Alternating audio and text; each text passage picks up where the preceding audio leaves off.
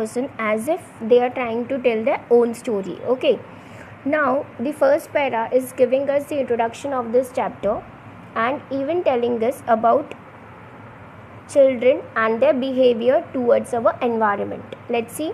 When things go against their wishes, मतलब कि अगर वो लोगों के विशेस के अगेंस्ट कोई चीज़ें जाती है तो little children sometimes feel very sad and lonely. तो छोटे बच्चों को बहुत जल्दी से गुस्सा एंड सैड हो जाते हैं. They don't realise how much the people around them love them. इसका मतलब कि उनको वो नहीं समझता है कि जो कुछ भी हम बोल रहे हैं वो उनके अच्छे के लिए, क्योंकि एट दैट एज उनको ये नहीं समझ रहा है कि क्या गलत एंड क्या सही. It's only when they wait and think properly they understand it. मतलब तभी ही उनको समझता है जब वो लोग वेट करते हैं और थिंक मतलब सोचते हैं प्रॉपरली, मतलब ठीक से. Let's hear what this girl has to say. देखते हैं कि ये इसमें जो गर्ल दिखाई गई है उसे क्या बोलना है. This is the worst day of my life. क्या बोलती है ये आज का जो दिन है वो मेरा सबसे वर्स्ट दिन है. I am feeling very sad. You may not believe it but I am the saddest person on this earth. इसका मतलब I am feeling very sad, मतलब मुझे बहुत ही दुख हो रहा है. You may not believe it, आप बिलीव नहीं करोगे, but I am the saddest person. तो ऐसे बोल रही है वो कि बहुत सैडेस्ट पर्सन अगर कोई रहेगा ये अर्थ में तो मैं हूँ. The reason is that nobody loves me. तो ये बच्ची को क्या लगता है कि कोई उसे प्यार नहीं करता. I have a family. उसके पास फैमिली है, मम्मी है, डैडी है, ग्रैनी है and a younger sister. Granny का मतलब grandmother. I have been sitting here behind this sofa for a whole day. Okay, for the last 8 hours. All right. At least an hour, at least 10 whole minutes. No one has noticed. इसका मतलब कि उसे पता नहीं है, वो गुस्से में सब बोल रही है कि मैं ये सोफ़ा के पीछे पूरा दिन नहीं पूरा दिन तो नहीं बट 8 hours के लिए तो ऑलमोस्ट थी. फिर बोल रही है नहीं 1 घंटे के लिए. फिर बोल रही है नहीं 10 minutes के लिए तो एटलीस्ट थी, और किसी ने नोटिस भी नहीं किया ये बात कि मैं ये यहाँ पर छुपी हुई हूँ. They are all interested only in my sister. क्या बोलते हैं कि सारे लोग सिर्फ किस में इंटरेस्टेड है, उसके सिस्टर में, और कोई मेरे से प्यार नहीं करता है, ऐसा उसका बोलना है. Okay, even when she cries for no reason they all rush her. इसका मतलब कि वो छोटी होती है ना, इसकी बहन जो होती है वो छोटी होती है, जिसकी वजह से उसके फैमिली उसके अराउंड रहते हैं. तो जिस वजह से इसको लगता है कि कोई इसे प्यार नहीं करता है और सिर्फ उसकी सिस्टर को प्यार करते हैं.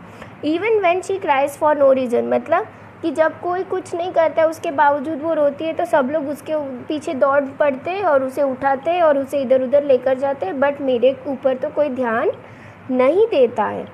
I should really go away and live in some interesting places.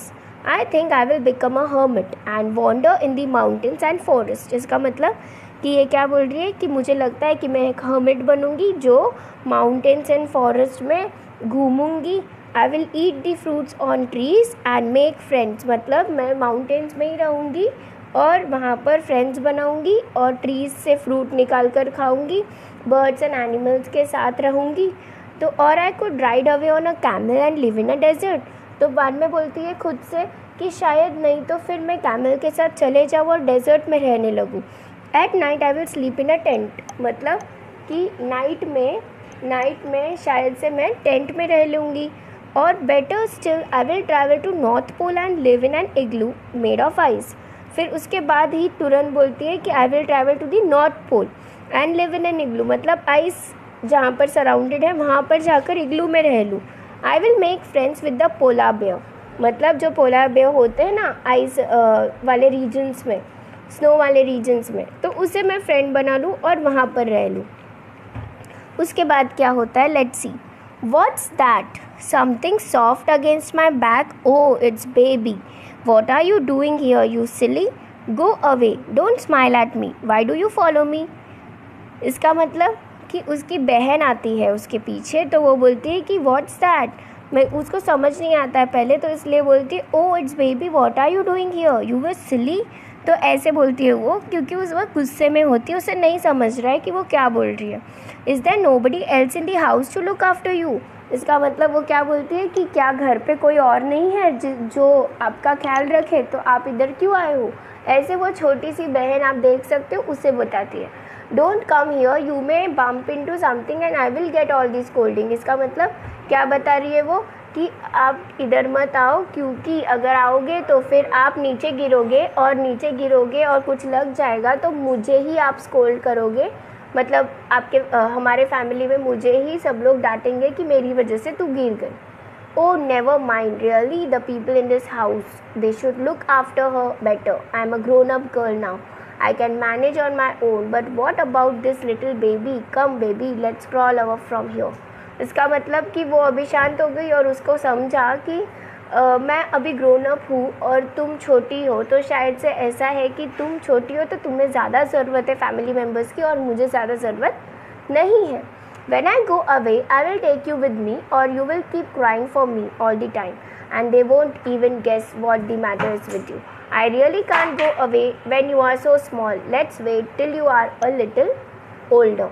इसका मतलब कि वो खुद से शांत हो जाती है वो बेबी को देख के। जब वो क्रॉल करके उसके पास आती है तो उसे समझता है कि क्यों ऐसा है कि पेरेंट्स उसके ऊपर ज़्यादा ध्यान देते हैं और इसके ऊपर क्यों नहीं हो रहा है, बिकॉज़ वो छोटी है और उसको ध्यान अटेंशन की ज़रूरत है।